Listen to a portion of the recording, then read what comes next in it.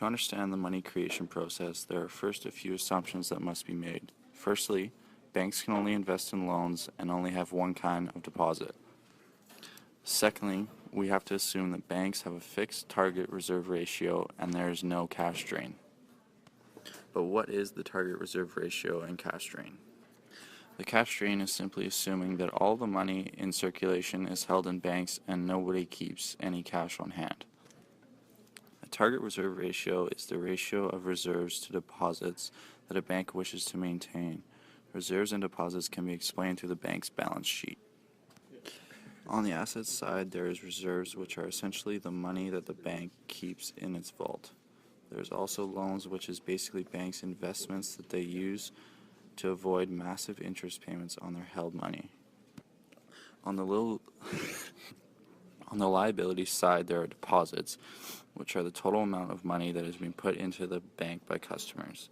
The other liability, capital, is simply all of the bank's equity squished into one account and called a liability for simplicity. So what happens when a bank gets a new deposit?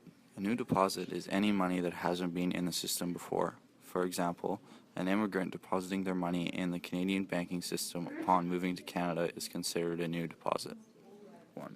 In the following example, we will use this balance sheet for a bank with a 20% target reserve ratio.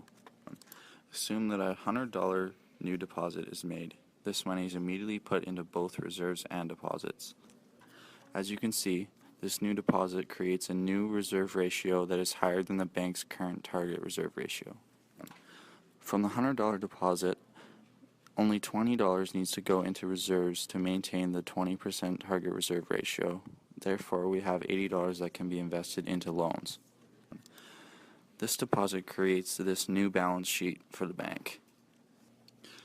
The $80 from the $100 deposit is loaned out to other clients. These clients then deposit this loan into a different bank. This new bank also keeps a target reserve ratio. From the new loan, the bank will loan out the rest of the money not kept in reserves to other new clients. This creates a chain reaction, creating money for clients in the process. The total change in deposits over this time can be calculated with this formula. The total change in deposits is equal to the new cash deposit, or the change in reserves, divided by the target reserve ratio. Using our $100 deposit example, we plug in the numbers to find a total change in deposits of $500. The new deposit of $100 has created a total change in deposits of $500 for the bank. Thank you for watching. We hope you learned something about how banks create money.